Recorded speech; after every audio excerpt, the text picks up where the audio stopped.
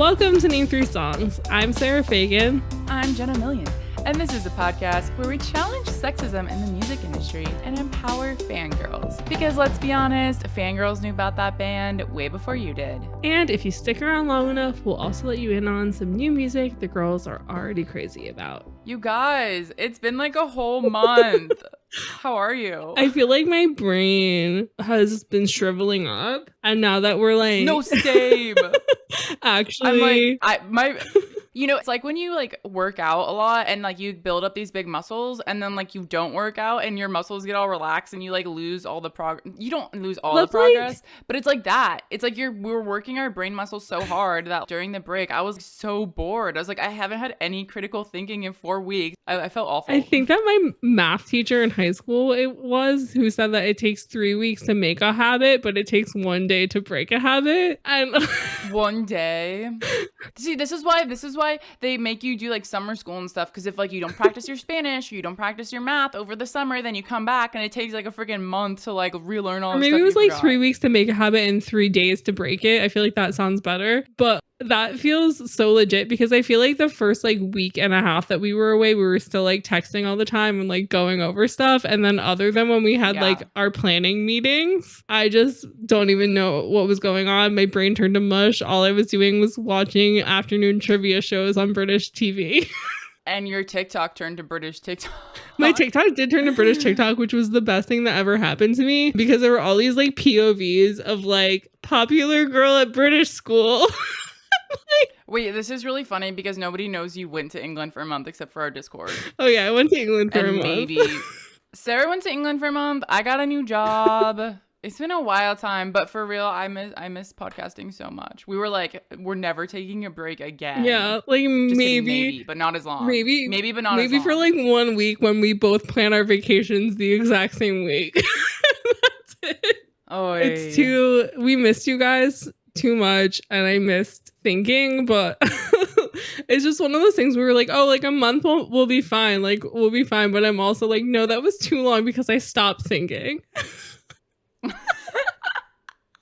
I had too much time on my hands. I was like, but also, what am I supposed to do? Like after 10 p.m. on British TV, everything is like a random music documentary. So I actually did come up with some episode ideas for us based off of these random music documentaries that I was watching. So my brain wasn't fully off, but also being 6-hour time difference away from you was horrible.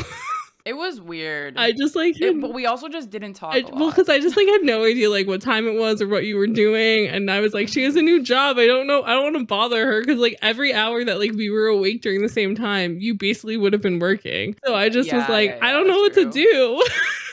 Yeah. Well, guys, we're more than happy to be back here. And actually, speaking of England, shout out to Matt from Pick a Disc. He joined our Patreon fam recently to listen to all of our bonus episodes. In the last bonus episode, we talked about MGK and all of the updates since we started this podcast when we were like...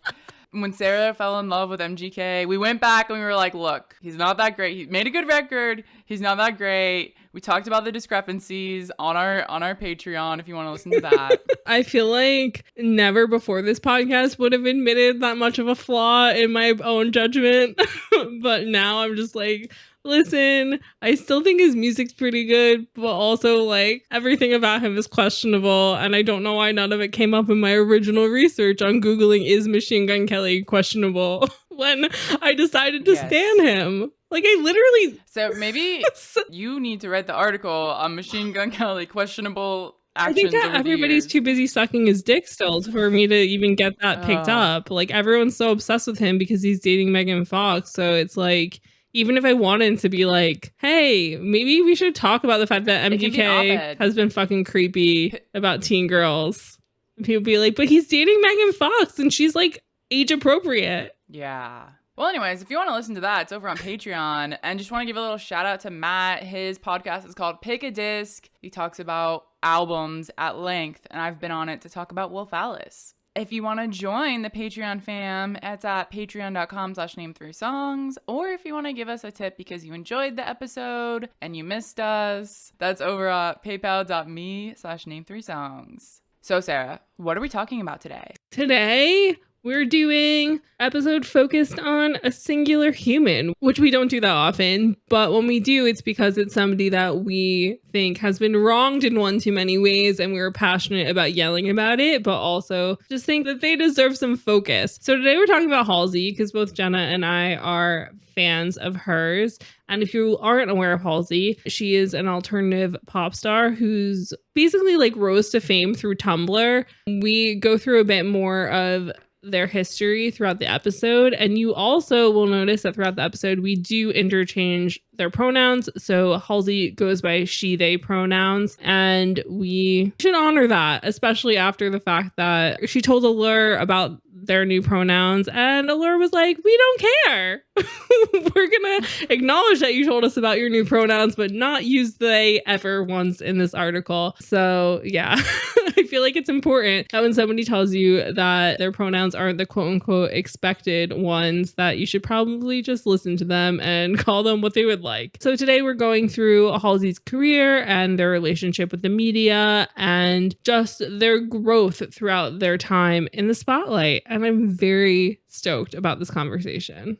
It's so funny that there's so many things that have been on our bucket list literally since we started the podcast, and we haven't felt prepared to talk about them until 1 year later. Isn't that crazy? It is crazy, but also I feel like in some cases it's not even so much feeling prepared. It's like the domino effect of doing one subject, and then from that subject we're like, oh shit, look at all these other subjects. And then sometimes like guests will just kind of appear like magic, and we're like, oh my god, we have to talk to this person. And so I think it's a mixture of everything, but also I feel like for a while we were awaiting Halsey dropping new music. Like we knew something was going to come from this pandemic from her. And so I feel like we were kind of just like, let's wait and see what she does. And I feel like this album is a good sort of culmination of like why we think that Halsey is like worthy of a lot of the respect she has. And also just sort of, it feels like he had a straw that broke the camel's back and was like, fuck all of this. Yes. And released this like magnum opus of like feelings about her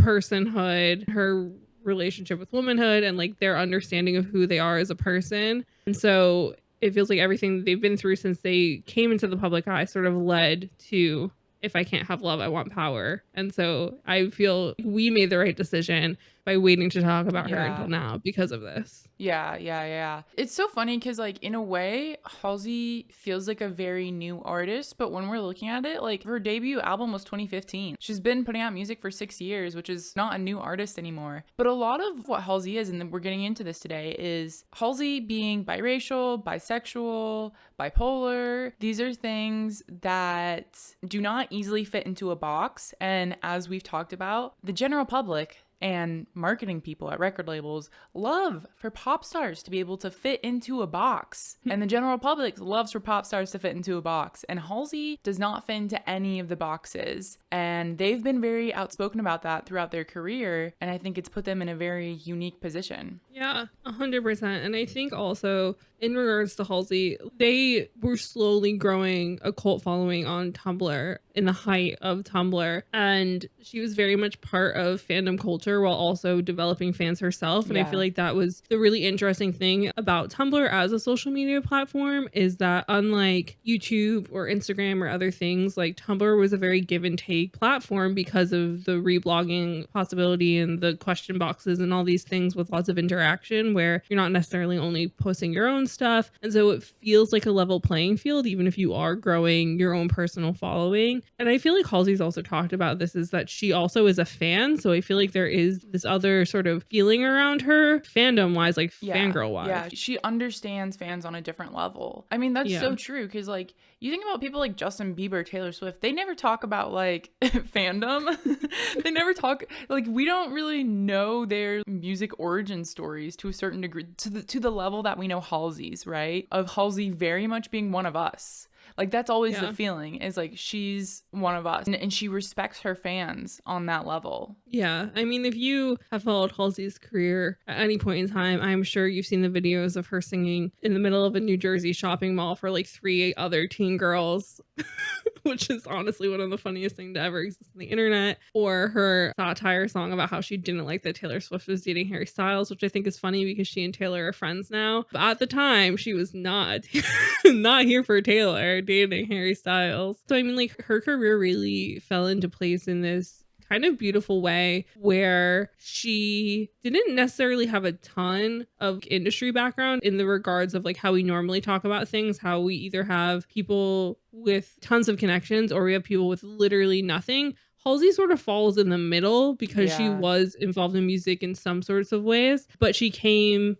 with a fan base behind her already. And so it seems like from what we've been reading today that allowed her the ability to sign a record deal that really worked for her and be able to work with people who respected her and her creativity and what she wanted to get out of the Halsey project. Yeah, and she was very much in the like Warped Tour, like bandom kind of community of things, and was touring with those other smaller alternative bands. So she was at a point where she was kind of already cutting her teeth, putting out music, touring, whatnot, before getting into like a proper recording deal. Halsey's had so much success throughout her career, and it's just really insane when you think about it. Because I mean, for me personally, I found them on Tumblr. I don't 100% remember how or why, because at this point in my life, I was still very much just on fandom of like Doctor Who Tumblr still.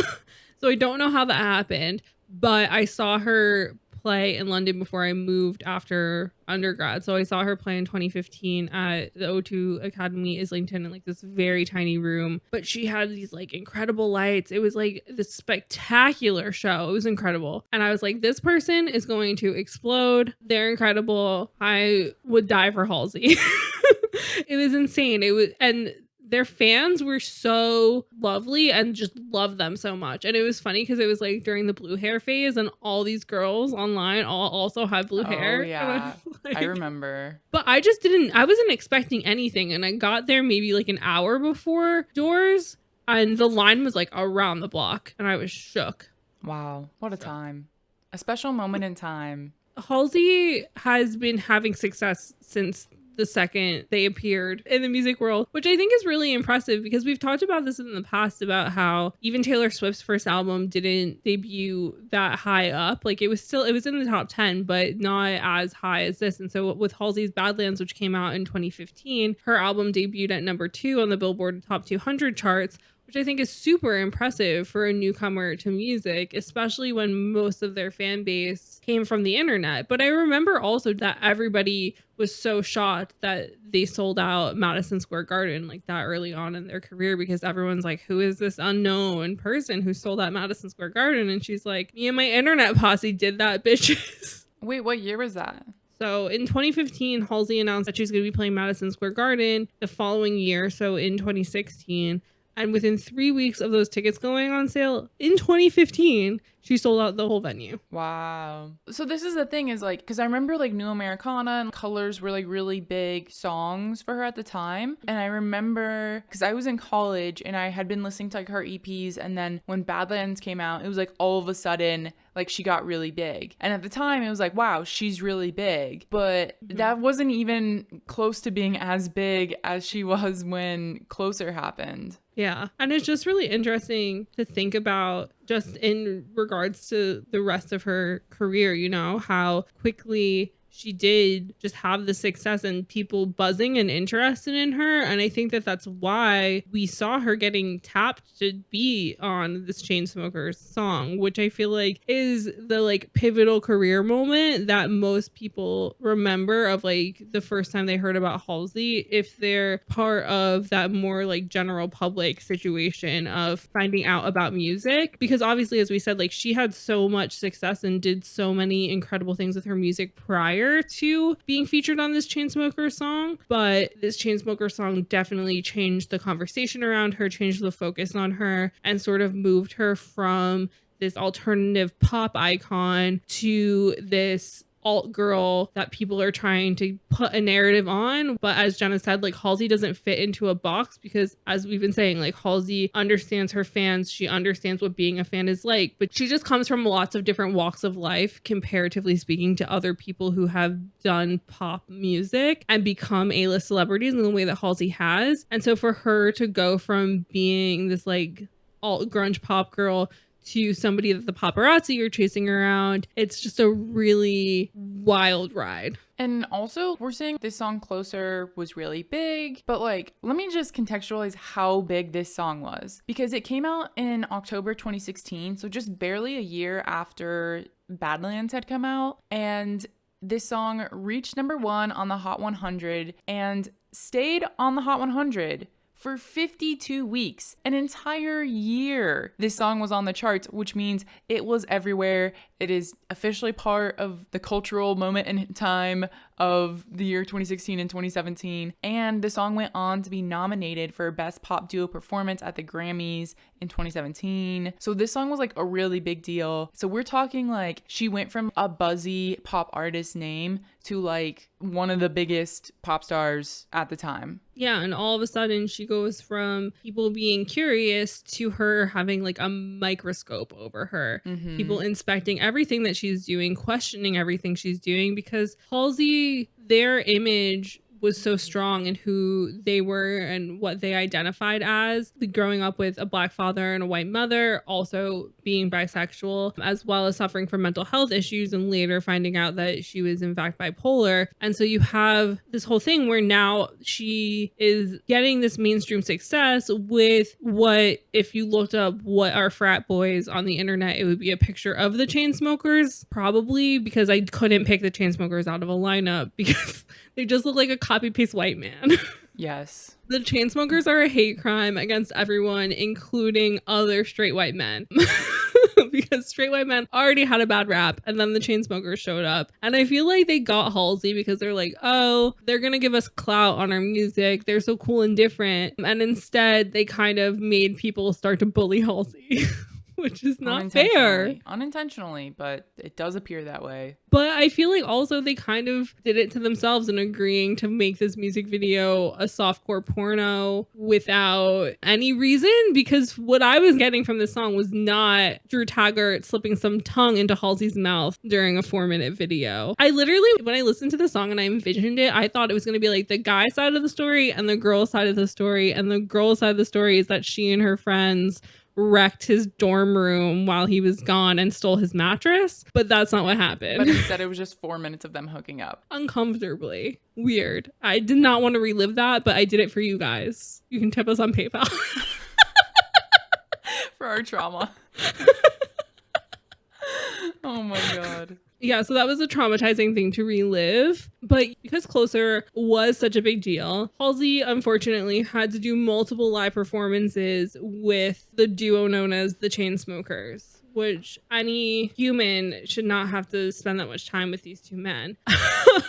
But most famously, at the 2016 MTV VMA Awards, Halsey performed with the Chainsmokers. And this is where we get into a BuzzFeed article that made Halsey very angry, made me very angry, I think also made Jenna very angry based off of the comments on our outline. Because we see Halsey in this video, and as we said earlier, and we'll go into a bit more detail about Halsey's relationship, what she's talked about like with her sexuality, but I mean Halsey has always, I feel like, fallen somewhere in the middle of the spectrum of like what's masculine and feminine within a woman's way of showing themselves. Because they've gone from long hair to short hair. They've gone from wearing more masculine clothing to more feminine clothing. It's very much been a mixed bag. And I feel like you never see them in just one style. It's always a mix of both to show that they do have these both sides that they lean towards and who they are. Even in their music videos, even in the Closer video, you even have a scene of, I guess, him bumping into her later in life and her hair's shorter. And so I feel like they still allowed them to be who they are, you know, in some sort of way at some point in the music video. But at this VMA's performance, Halsey is definitely dressed in the more feminine sort of way. She has long hair in this, not lots of, but like a decent amount of makeup on, a very cropped shirt, very under boob heavy, like sparkles, white sort of flare pants, the whole shebang. And throughout the whole performance, this man who cannot sing is fully trying to like get Halsey to fuck him in the midst of a VMA's performance. And it is uncomfortable. And it is very erotic, but like only feels like it's erotic maybe from his point of view, but also maybe I'm just hoping that Halsey's not attracted to this man. I think, you know, with this being among her first like very big public performances, it is interesting that she chose to appear in a more feminine fashion, because I think that's, again, we talk about things like VMAs. For the general public who doesn't pay attention to Halsey, this is what they're seeing of her and this song and how she chooses to present herself at this time. So it very much gives off the image that she's straight, a very straight, very feminine person. I'm very much a pop girly. Because that's the other thing, is traditionally people who feature on electronic songs are very simple pop girlies who have good vocals. When Halsey's so much more than that, but that's what people are expecting based on what they know. Yeah, so it is an interesting choice on their part, on their label's part, in lots of parts, to have this be their big introduction to the masses, to the general public. Because while Halsey had all this success prior to Closer coming out, this is more of mainstream friendly sort of stuff. And I mean, we've talked about this before, how there is a difference between somebody who's going to listen to Halsey in their car and who's going to be a Halsey fan, or just like in general being a person who listens to certain artists in the car and will then maybe go see them or not, or become part of fandom, whatever, you know, like there's different factions and different levels of listenership of music. But I do agree that it is interesting that they agreed to be viewed like this in front of such a large number of humans, like not in a derogatory way, but just in a like, it doesn't feel like it fits within the lore of Halsey. Well, but it also doesn't really matter, because at the time there's no way to like, I mean, unless you're working with somebody who's been in the business for years, who's like, all right, VMAs are a really big deal. The general public is going to get an impression of you. Like, what do you want to show them? And you're like an excited young pop star. And you're like, yes, this is amazing. You know, I'm so excited to be here. The song is doing great. My career is taking off. You're not necessarily thinking about how this is going to pan out for the rest of your career. Yeah. No, I definitely agree with you there. I just feel like the guys in the Chainsmokers were kind of like, if you're my love interest, this is what you gotta look like. Maybe. But just based off of thinking of other like iconic or career making VMAs moments, it's not interesting that she did it with this song, because obviously she's going to do it with the song because it's the biggest song that's going on. That's who's invited, you know? But I mean, even his outfit is lackluster. He's dressed in a fucking like camo jacket and like khakis. It was a very normal performance. There was nothing special about it. It looks like a drunk couple at a karaoke party performing a song. Yeah. It does look like that. I'll give you that. And it's just kind of funny. And this is the thing, is it's like, yeah, there are certain questionable things other than this man's singing voice about this performance, but I don't think that it was worthy of this scathing BuzzFeed article by Shannon Keating in 2016 as a response to this, because the title of this BuzzFeed article is "What Does a Queer Pop Star Look Like in 2016?" And while there are things that are very complimentary about Halsey and their career and what they've done in music up to this point, which is a very short amount of time of their career in the spotlight under the name of Halsey, but it's just kind of weird that they got so focused on the idea of Halsey doesn't fit within what my idea is of a woman who likes women, and therefore I need to bully them for over 1,000 words. I think it's just so frustrating that at this point in time, it could, you know, part of it could be the lack of representation in mainstream media of characters who are bi or gay or queer or pansexual. Whatever it is, it could be that there's a lack of representation, but somebody's always getting mad about somebody not being gay or queer in the right way. And it's like, why is there a checklist of things you have to do to be able to say that you're bisexual? Yeah. I feel like we've touched upon this in lots of different episodes of just this idea of like up to a certain point, people were hiding their sexuality. And then it got to a point where people were comfortable being out. And then it got to a point where people were so comfortable with being allowed to be part of the LGBTQ plus community without as much fear as there used to be. And for some young kids, in their minds, there is no fear because a lot of these kids find their communities very early on in school and stuff, because a lot of these younger generation like Gen Z are a lot more open-minded depending on where you're based, you know? And so I feel like you have these situations where you're like, well, my friend group is like this. And it's like, okay, but Halsey's also in 2016, she's 20 years old. So she's also grown up in that same time frame that I have, which is kind of like being gay could ruin your life. Being gay could ruin your career. Being gay can ruin a lot of things for you, but they were so fine with just being like, no, I'm a bisexual person. Like, and this is who I am. But it seemed very much so that the choice to feature on a very heterosexual song with a very heterosexual music video all of a sudden made her not bisexual enough, which sort of has still followed her to this day in a lot of ways. I feel like people are still trying to knock them down a peg. So getting into this BuzzFeed op-ed by Shannon Keating in 2016, they started out talking about how Halsey used to like kiss her fans. But she was a teenager at the time, so were the teenagers, so it was okay, but then she stopped because of it getting weird. So anyways, in this article, Keating writes, bestowing casual kisses has been one of the ways in which the pop star singer connects with her fan base, a group which tends to skew young, female, and at least a little bi-curious. Those kisses were one of the ways that Halsey told her queer and questioning fans, I'm just like you. But there aren't many new fan kiss shots circulating on Tumblr or Twitter lately, indicating that perhaps Halsey isn't making habit of it anymore. As she figures out some boundaries with her fans, who often demand direct access from the real her at all times, she's also been subtly transforming her concert looks, performing with the likes of Justin Bieber and Chainsmokers' insufferable Dubro, Andrew Taggart, and making music videos in which she lusts, sometimes illicitly, after men. Halsey remains an out bisexual woman no matter what she does with her art, but she's also working her way through a thorny tangle of an old-fashioned and male-dominated music industry which places enormous demands on how women look and act. I don't like the insinuation that, oh, she still says she's a bisexual publicly even though she's singing with men. Like, what the fuck does that mean? Like, that's what I'm getting from the statement of being like, Halsey remains an out bisexual woman no matter what she does with her art. I feel like they're insinuating that because she's singing slightly sexy songs with Justin Bieber and the Chainsmokers, she can't possibly still be a bisexual woman. Like, what the fuck? Yeah.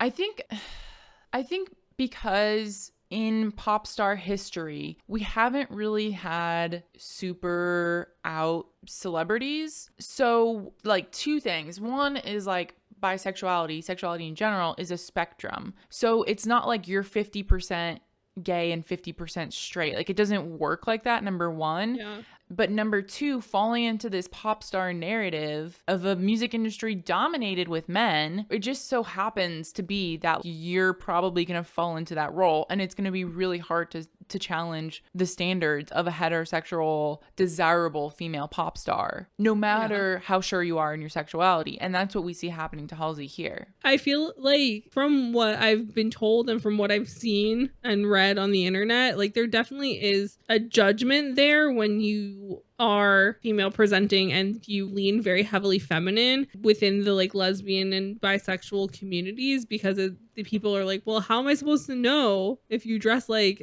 super girly? And it's like, you shouldn't have to change who you are just to fit within the quote unquote norms of the sexuality you are. It's just frustrating when something has been decidedly part of the male gaze and something that men sexualize, a la like tennis skirts or your cleavage or whatever. Women can also like other women dressing like that or being like that, and that doesn't mean that they're becoming a victim of the male gaze. It could just be what they like other women dressing like or what they like to dress like as a woman. Yeah. And so I feel like Halsey has gotten a lot of flack, especially in this article, for the way in which they dress in music videos and the way in which they portray themselves. But also there does seem to be some sort of understanding of the pressures on women within the music industry to be sexually appealing to multiple peoples, but also specifically the men in charge. But there was sort of this constant kind of like hatred towards the way that Halsey chose to show their bisexuality within their music videos and other forms of creative stuff that was coming out with the Badlands, specifically calling out their video for Ghosts, which was about a lesbian relationship. And so Halsey had told Pop Justice when the video came out that I'm bisexual, so it's my opportunity to take heteronormativity out of this world of media and culture and blah, blah, blah, blah, blah. And I also just wanted to piss off Capitol because they were like, cool, we're going to cast you a guy. And I was like, fuck you. Don't assume that I want a guy in my video. Fuck off. And this writer goes on to say that the woman who is cast as Halsey's love interest in this original video for Ghosts doesn't quite stand alone as her own person. She writes, she functions more as Halsey's race-bent mirror. The neon-lit futuristic Tokyo setting seems distant, touristic, even otherworldly. It's a dream sequence. And I just feel like just because it's neon lit and kind of feels a bit like futuristic, that doesn't take away the fact that Halsey wrote the song about a woman and wanted a woman to be the love interest in the video. She did later on make another video for Ghost where she had a male love interest and it took place in a more current times sort of style of video. And it seems like in this article that because of that, this author felt it was acceptable to rag on Halsey because the videos were such different styles. Well, I think the thing is that I literally cannot wrap my mind around the fact that people expect representation in music videos that are like 3 minutes long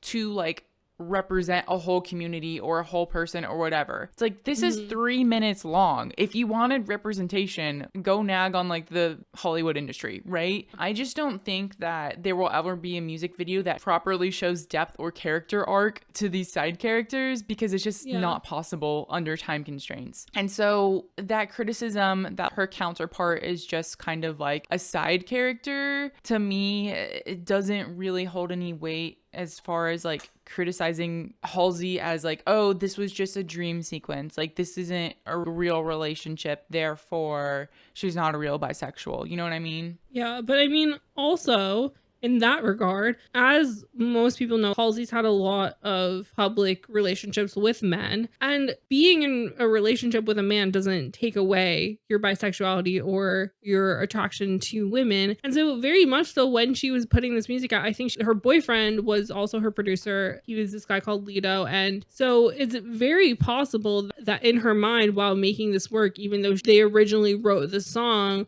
with the love interest in mind being a female, that it's like, oh, well, my boyfriend's part of my life now. If I do it in this style, it won't feel as realistic and maybe it won't offend him, whatever the case is. And it's like, just because you're with a guy doesn't mean when you go to sleep at night, you're not like, God, I miss boobs. But like well, also just like in general, and this is what I said about there being a lack of like representation in music videos. It's like this singular music video with Halsey and like another woman isn't gonna represent all of bisexuality, all of lesbian relationships, right? Like you're calling out this one thing when this one thing isn't supposed to like be the spokesperson for an entire community. But people expect that when someone like Halsey is in a position of power, being very loud about being bisexual, you know, they're always going to expect more. Yeah. And I mean, like a lot of the complaints in this article about Halsey were that this author seemed to feel like they used their queerness to get success and a fan base. And then we're like, but look at the men that I'm doing stuff with. And it's like, it's really necessary for a lot of bisexual women to know that there is somebody who is like them, having success and being comfortable being open with who they are as a person, but also just the fact that, as Jenna said, like, you're never gonna be 100% 50-50. Like there are tons of bisexual women who just date lots of men, and then, or even sometimes like people who marry a guy and are still attracted to women. But also I've had friends who've dated guys their whole lives. The first girl they date, they wind up getting married to. So it's lots of situations where it is very much a spectrum. And I feel like, I don't know what this author's orientation is, but if they're not a bisexual woman, like why is it their place to even comment on this? But I don't know. It's just frustrating. It's just so frustrating because I feel like there is a lot of combativeness against the idea of bisexual women who lean more in interest towards men or date more men. I mean, so in the article, like Keating goes on to write, when it comes to her songs themselves, Halsey tends to use male pronouns or no pronouns at all, which doesn't explicitly mean she's hiding anything. But there's a chance she might feel internal or external pressure to keep her songs appealing to a broad base. Side note, or she could just like feel that way with how she's dating right now, with how she feels about her sexuality at the current moment. Anyways, continuing on. Howard Bragman, the PR coming out guru, said that it makes sense for musicians to be steered into gender-neutral lyric direction. And he says, again, you want to appeal to as wide an audience as possible. That's just business impact. Then Keating goes on to say, so she's damned if she does, damned if she doesn't. If Halsey goes full-blown queer in her music, she'll be told she's doing it for attention or will risk alienating her wider fan base. If she avoids publicly dating women or referencing them in her songs, people will think she's a fake. Being able to directly and intimately reach her fans is a double-edged sword. They brought her fame, but now they think she owes them everything. And I mean, honestly, these points aren't wrong. Like, this is what I was saying earlier of there's the cookie cutter pop star image and there's, you know, maybe pressure of wanting to fit into that. And this is the thing, is it could also just be subconscious, like a subconscious pressure of like,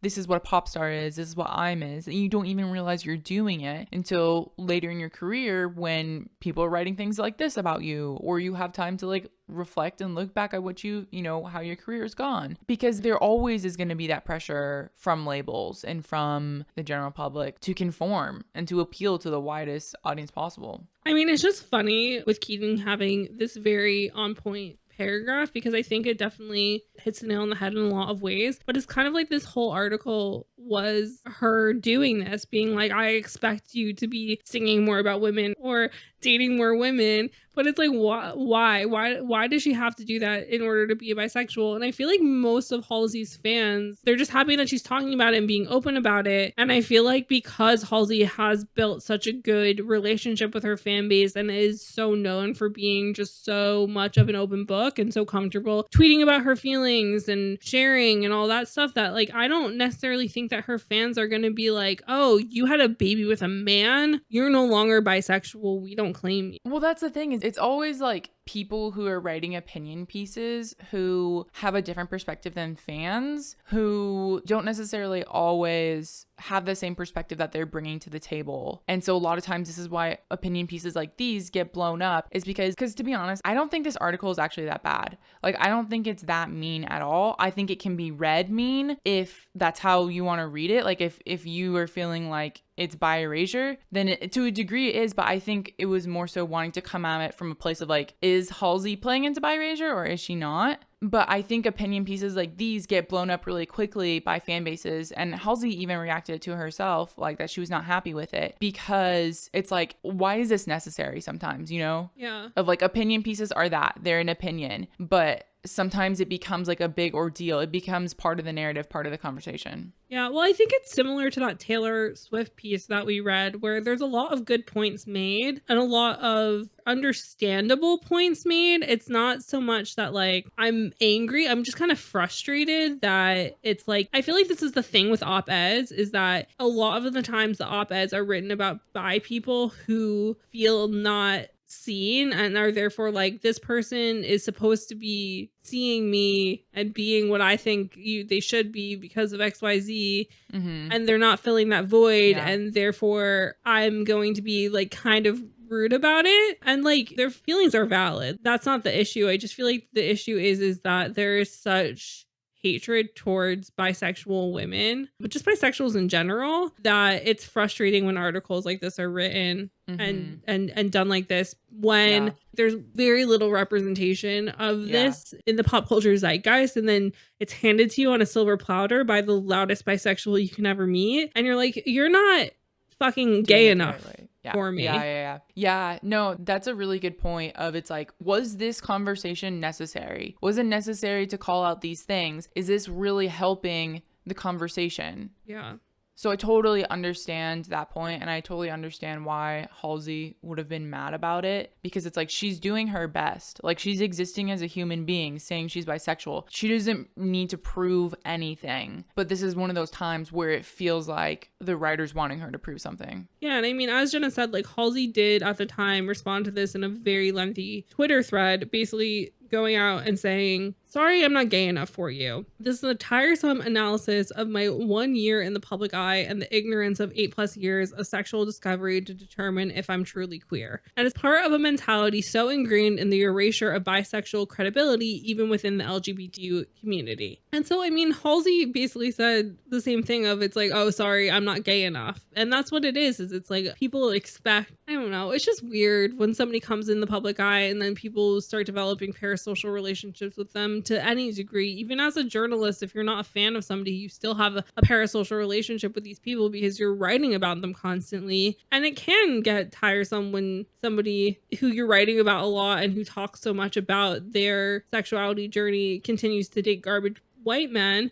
But like, it's not our fucking business if Halsey wants to keep dating garbage white men. Yeah. So, I mean, on top of that, number one, Halsey off the bat is sort of judged for their relationship with their sexuality. And so then their sexuality becomes this talk piece, and you have this happening throughout their career, people focusing on their relationships with men in public. And obviously there is going to be some of the bisexual discourse going on, but there also is the discourse of like, is she too promiscuous of a human being? Because again, women are not allowed to be sexual because it makes people uncomfortable. Well, it's the duality of it. They're expected to be hypersexual, but not own it. Yeah, exactly. And so we have Halsey completely owning herself as a sexual being. And then they get into one of their biggest public relationships, which was their relationship with the grossest rapper. I think he's a rapper. I don't know what we would call this man, gEazy, who I don't think was famous before Halsey and has continued to try and cling on to fame post Halsey. Talk about an irrelevant man.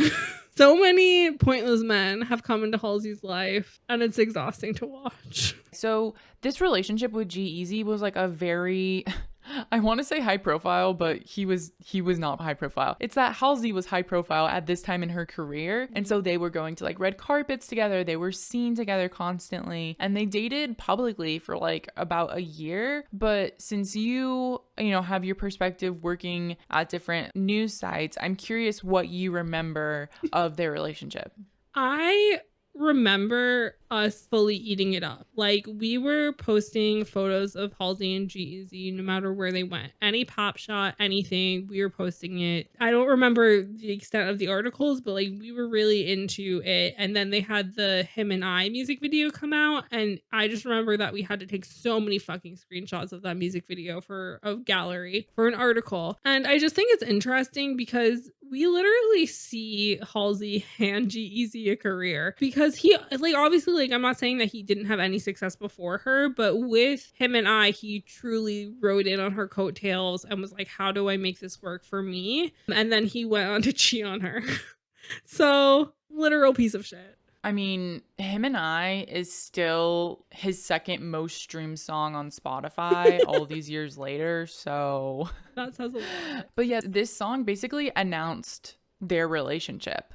But so this was a very public relationship. It was very much happening in front of the public's eyes because Halsey was so much so having her career explode at this time. And so they were on and off for like 2 years. Halsey's song Without Me came out in October 2018, and this was one of Halsey's first ever standalone singles that didn't have to do with like a world within an album.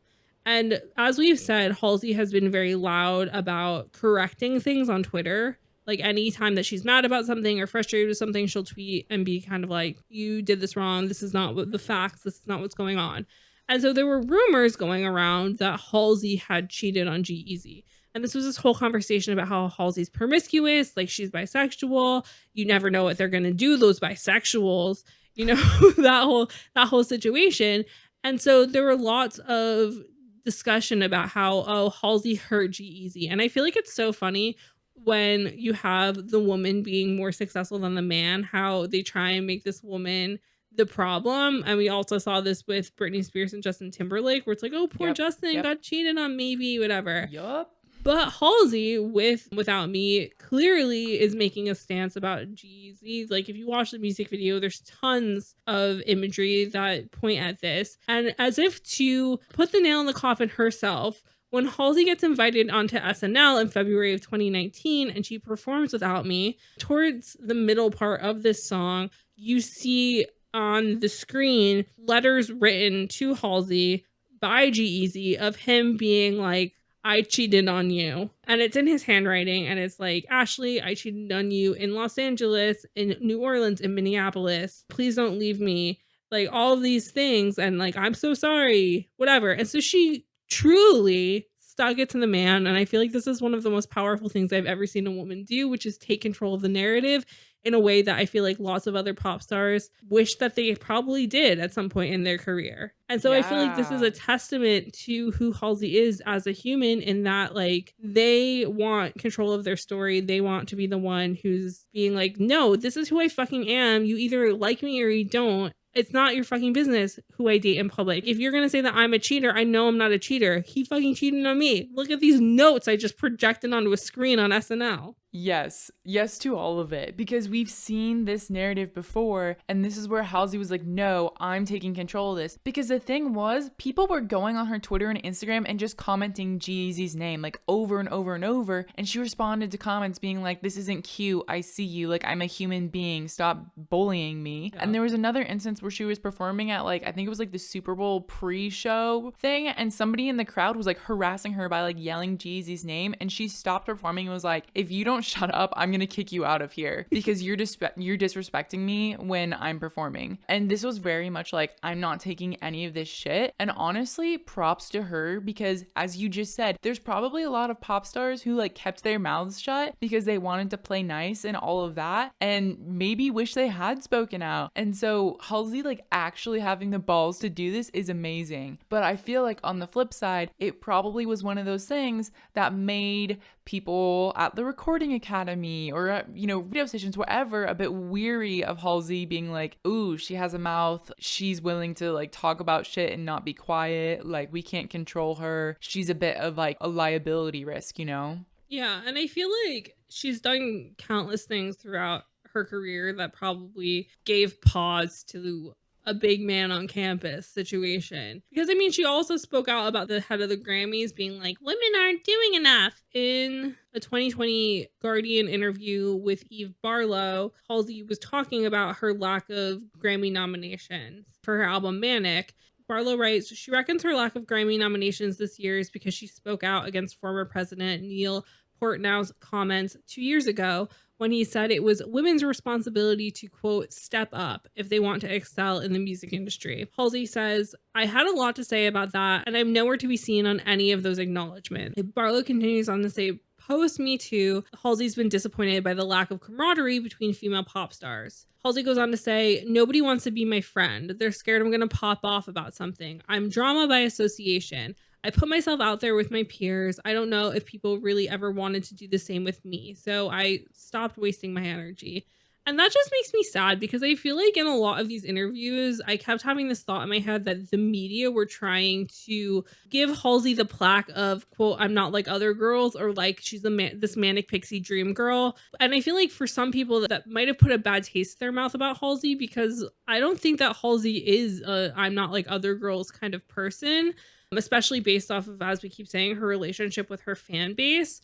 And so it is quite disheartening in that way, of because she is constantly surrounded, like has lots of close male friends and works with lots of men and all that sort of stuff. Like there is this idea of her. And I mean, Halsey even spoke about how the whole point of Manic was to sort of be essentially a love letter from Halsey to Ashley in a lot of ways. And so it was this crossover between the Halsey persona and who she is as Ashley in her personal life, but also the whole idea of, even having a song talking about the idea of being this manic pixie dream girl and what that really means for them and what that means for their career and like what people expect of them as a human. Yeah, I mean, Halsey is someone who's been so vocal about their experiences, about what they stand for, both in their music, on social media, and in interviews. And it's one of these scenarios where, you know, it's so hard because it's one of these scenarios where, once again, if you're part of the general public, like, you don't know the full Halsey picture. You know what the headlines are. And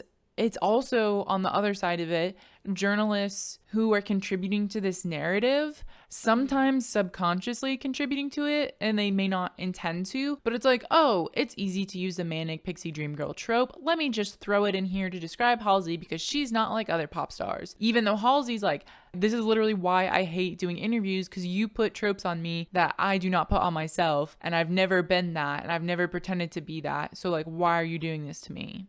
Yeah. And I mean, like, it seems as if they can't get anything right at any point in order to make every party that's interested in their career happy. And that must just be such a frustrating thing to go through of constantly feeling like I'm not enough, I'm not enough, I'm not enough. And especially in the case of being both bisexual and biracial, like you have these two things where she's not reading as interested in women, and to a lot of people she's not reading as a black woman when Halsey herself identifies as a black woman and feels like a black woman even though she is white passing and gets white privilege because of that. And so I genuinely feel for them. Like that must be so much to go through, to constantly have parts of who you are as a person and parts of who you know you are and what you feel connected to just completely erased by people because it makes it easier to bring you down and to hate you when you're not really doing anything wrong. And like we've talked about in the past how like there are so many celebrities not really doing enough in a lot of regards, and like Yeah. a lot of fans being mad about stuff. And meanwhile, Halsey's out here speaking out for abortion rights, speaking about her bisexuality, trying to make her fans feel more comfortable in their queerness, speaking about her biracialness, speaking about what it's like growing up in a family who had you by accident at quite a young age and grew up having to work multiple jobs and being kicked out because she dropped out of college, and talking about her mental health struggles and talking about all these things so openly when so many artists haven't done that before. And yet people constantly are trying to bring her down a peg. And it's really infuriating and must be exhausting for her. And so the fact that she's gone through this much and still continue to come out on top and put out incredible music and continue to tell their story and not stop fighting the good fight and fighting for what they believe in just blows me away every day. Yeah, and it's, again, it's one of those things where, you know, we were just talking about Without Me being a huge single, and similar to Closer, this was a huge single for Halsey. It peaked at number 1 on the Hot 100. It stayed there again for 52 weeks, like an entire year. So this was a huge song. And then this came out prior to Manic being released, and Manic is when we have the quote of her saying it wasn't nominated for Grammys at all. And so we're in this position where I think for a lot of people, if artists aren't actively performing at award shows, they start to fade into the back of their minds because you're not constantly seeing them on TV. And you're like, well, if they're not getting awards, are they even relevant? And I mean, Halsey spoke about this also in 2018 with NME, in which she said, no accolade, award, or nomination changes my fans' relationship with my music, because I think the young people who listen to it are intelligent enough to think for themselves. And then she goes on to say, that's why I stopped caring about all that stuff. I stopped going to award shows. I didn't go to the Grammys. I didn't go to the VMAs. And the writer goes on to say that she's listing off these events not to brag, but keen to prove that these gigs aren't a necessary part of her job anymore. And this is what I'm saying of like, award shows are really only matter for like the general public, but that doesn't mean you're any less of an artist. And Halsey realized that my fans are the most important thing. So if they're not going to give me a Grammy, why am I even trying to fit in with them anymore? I'm unapologetically myself. My fans know that. And at the end of the day, that's all that matters. Yeah. And I think that that's what sets Halsey apart in a lot of ways, is that she knows that her fans are always going to have her back. I mean, also last year they launched About Face, which is a beauty brand, which is doing super successful. They've had like 4 different launches since the initial launch of the product, of different product lines, and expanding on this. And so they clearly know that their fans are backing them, that their fans are going to buy their product and going to support them. And I feel like that's so important right now, just to prove that the game needs to change in a lot of ways. And it's a lot of what we've been talking about recently, and what we're going to be talking about going forward is just the flaws in the Billboard charts and the Grammys and record labels and all these things, and how so many women and artists that primarily young girls like don't get treated in the same way as other artists do. And that's not going to change until somebody takes the big man down a couple pegs. And I feel like Halsey is sort of paving the road to do that. Like, she is showing up and coming stars, like, look what you can do if you have a fan base that backs you. Look what is possible to be done. And Halsey continues to make these masterpiece albums that are themed, and she creates universes with these albums, and there's so much to them. And we're able to allow her to create this music and be successful from it. And I mean, like, she was speaking to Zane Lowe recently for an interview, and it was just so incredible seeing her talk to him, because there's such trust between them. Like, he is one of the most incredible interviewers ever, and it's just like amazing to watch him work, but also to see artists talk with him, because like you can feel that trust. But she basically was saying, like, my fans allowed me to do this. The fact that I didn't release a single and they still bought all these albums, and they had no idea what to expect other than I was working with Trent Reznor, and they trust me and they know what he makes, and they bought my album, and I'm having success. And like, if it wasn't for fucking Kanye West, Halsey would have had a #1 album. So fuck that. This is one of those things again where it's like Halsey has been so aware of like the misogyny that she faces in this industry, but it's not just that, right? It's not just misogyny because she's also bisexual, because she's also bipolar, because she's also biracial, because she's also non-gender conforming. There's all these other layers to it where they've really had to deal with, you know, a lot. And in that Zane Lowe interview, they're also saying how she felt like she was always trying to show up. She was going to after parties and always trying to be with people and buying people bottles and doing a lot of like FaceTime, you know, with making connections and trying to be people's friends. And she felt like nobody wanted to be her friend back, and like nobody was supporting her back. And I think it all goes back to what we've been saying, which is the industry being like, yes, diversity, but actually no, like not in that way. Like, you're not doing it right. Like, we don't actually want this. Maybe we want it, but like not really. And so Halsey's had to face and fight so much. But again, as you just said, as we've said with artists in the past, it's like Halsey's opening the door for other people to step through, right? Yeah. Halsey has done so much truly in her career, and it's only going to be a stepping stone forward for the next artist. The thing also with Halsey is that like she tends to be a target for people who don't go outside and breathe fresh air quite often enough, which is frustrating, because I feel like even as a very big fan and supporter of Halsey, I feel like sometimes Halsey doesn't breathe fresh air quite often enough, but I understand it because there are so many things that people just get mad at her about for no reason. So I feel like the only way to fight that is to kind of fight fire with fire and have maybe too aggressively of online discourse about certain things. So I can't really blame them in that regard. But we even saw like she went out for Black Lives Matter protests. She went out in a way where it was not super clear it was even Halsey for most of the time. And then they got attacked by the police, and she was trying to help people who were hurt. And I think her mask came down or something, and people were just like, you're not doing this right. And they were so mad about the way in which she was supporting the Black Lives Matter cause. And it's so upsetting because in regards to her biracialness, you see people who don't know anything about her being like, why is she wearing cornrows? Why is she dressing?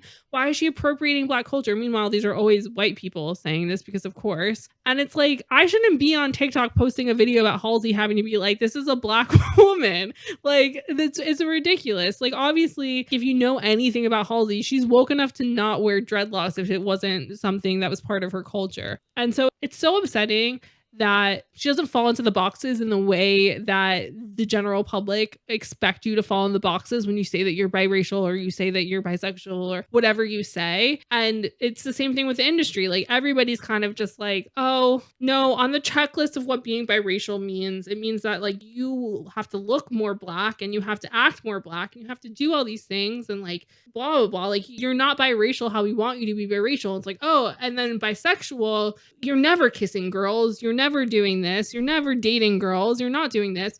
And then bipolar, you haven't burnt down any hotel rooms, Ashley. Yep. Why are you not setting things on fire and doing things? And it's like, because she's fucking trying to just exist. People want someone like Halsey to be everything at once. And that's not how it works, right? Like just how we said, being bisexual isn't 50-50. Being both manic and depressed, both are not happening at the same time. It's one of these things where it's like, but why are you only talking about manic bipolar disorder? Why aren't you talking about, like, I don't know if that's something people said, but it's just an example of like, why are you only highlighting this one thing? It's like, well, you can only highlight one thing at once. Like we're all human beings, And even if she was able to do all of those things at once, people would still get mad about something. And just as you were kind of like talking about, her being involved with Black Lives Matter, like she actually, like, I think she did a really good job talking about it and talking about her biracialness and saying like, I am white passing. I have not faced the same discrimination that other people have, but that does not mean that I do not hurt any less than other people. And so she was like literally out there on the front lines, like providing medical support to people who are being like shot with rubber bullets. I mean, she was doing everything she possibly could. And this is an example of one of those people who's literally out here advocating for so many things, for Black Lives Matter, for women's reproductive rights, all of this. And it's like, let's celebrate her for that. Like, I don't know if she even gets enough credit for that. And also in that Guardian interview from 2020, she said, it's hard to figure out when being an activist deflects attention from my art. And sometimes when you're the center of having something to say, you start losing your agency and people don't want to hear it. And so she's kind of walking this line of, can I be both an activist and an artist? And I mean, honestly, she's done a really great job of it. But again, it's like, does the industry really want this? Or do they just see this as a loud, chaotic, unstable person? Exactly. And I mean, any time that she's spoken out about her personal Black experience, like even when she tweeted about how hotels not having shampoo for people with her type of hair. I mean, I'm a white person and I can't use hotel shampoo. My hair would fall out of my head. Like, and I'm a white person and I've literally never even thought about this because I have the type of hair that works fine for shitty hotel shampoo. Like, this never even occurred to me, like, being a problem, And yet that created a whole discourse on the internet. And it was the same thing with her going out during Black Lives Matter protests. And so it's just like, this woman can never win. And we're definitely not saying that Halsey is a perfect specimen of a pop star or a person in the public eye, but they've definitely done a shit ton of work and a shit ton to try and fight for equality and to educate others and to do it in like a pretty kind way for how angry I feel like they deserve to be. And at the same time, they're still putting out really good art and they're creating makeup for people and doing all of this awesome stuff in their creative world. And it's like, just let women be multifaceted and let them exist with layers and do things. And I feel like she is this perfect example of what possibilities there are for women in the world of music if they want to be loud. And I feel like it's just incredible what she's done and like the stepping stones that she has laid for others to come. And we talk a lot about how people are cracking a door open for the possibility of change in a long time. I feel like Halsey came and kicked that door through and was like, fuck that. I am making change now. And if you want to tell me it's happening slowly, you're clearly not paying enough attention. Yeah. No, that's so true. And also just as we said at the start of this episode, I mean, really a lot of this has all culminated in their latest album, If I Can't Have Love, I Want Power, of all of these experiences. And this is such the cool thing too, is when you hear her talking to Zane Lowe, you can hear the change in how she's talking and how she's speaking, representing herself. Of she's in a place now where, having gone through all these things, she's done trying to be everything for everyone. She's accepting of who she is. She's exploring motherhood and what that means, and what that means as like a person who's androgynous but also just gave birth, and the pressure to like instantly have an amazing body right after giving birth, and then also the pressure to like still be a sexy pop star. Like there's so much at play there, and they were able to channel so much of these experiences into their album, and it just feels like every single time they give us an album, it's something really special. Yeah. And I mean, also on top of that, just their conversation about motherhood, it was the whole thing of like, is me being pregnant going to ruin my career? Is your bottom line going to be okay now that I'm pregnant because I'm not giving up this opportunity? And it's just so heinous to think that Halsey has wanted to have a baby for such a long time and was told for a long time she wasn't going to be able to because of her issues with endometriosis. And I mean, with that, getting pregnant is hard, and she was able to. And it's like, can you imagine if the boss man was like, you having a baby would ruin everything, get rid of it? Like, could you imagine? Yeah. She would be like, okay, drop me right now because I'm not doing that, you know? Yeah. And I feel like thankfully she's at the point in her career right now where I don't think anybody would ever say that to her. But like I feel like in her even asking that question, there was a thought in her mind that they could say, no, you cannot have a baby. You're in a contract. And that's horrifying. And it's also just upsetting the fact of like so many women in music have had to decide whether or not they want to have kids and what that's going to do to their careers and all that sort of stuff. But that's a conversation for another day. I know. I'm like, we could just dedicate a whole ass episode to pop stars and motherhood because there's a lot to unpack there. So there is so much to think about when it comes to Halsey and their career and everything they've managed to do and their relationship with the media. Because I mean, even recently we had them misquoted in Allure during a cover feature and even telling them about their pronouns, and the writer just chose to completely ignore said pronouns and not even acknowledge Halsey calling them out at all. So that's frustrating in a lot of ways. And so I guess for you guys, something to think about is, what have your views been on Halsey throughout her career? Like, have you been like, they're not doing enough? Did you ever look back on yourself and realize that you thought that at one point, and then as you grew, as we've all been growing by doing this podcast and you guys listening to it and the conversations we've had with you all, like we all at some point have had a questionable viewpoint on something or another. So I'm just curious to hear like your guys' thoughts on it. Do you think that there is an attack on these bisexual women? Do you think that there is so much pressure on people who don't fit within these boxes in the music industry? And do you think that she is changing things in the way that Jenna and I feel like she is? Because I feel like your guys' thoughts on this would be super interesting to hear. And I know a lot of you guys are Halsey fans also. So we definitely want to hear your thoughts after our little break. Yeah, so as always, please come chat with us on social media. We will be posting away about this episode over there, and you can slide in our DMs whenever you please. We are at Name3Songs on Instagram, Twitter, TikTok, wherever you want to find us, or you can talk to us personally. I am at Sarah_Fagan, and Jenna is at Jenna_Million. Thanks for joining us on Name3Songs. Thanks for sticking around and coming back to us on our return to the podcasting world. And until next time, never let anyone make you feel bad about your favorite band. And remember, you're never too cool to listen to Halsey. Don't forget to subscribe to be notified when each episode comes out, and leave us a 5-star review. They really help. If you want to find out more about any of the sources we referenced in this episode, you can visit name3songs.com.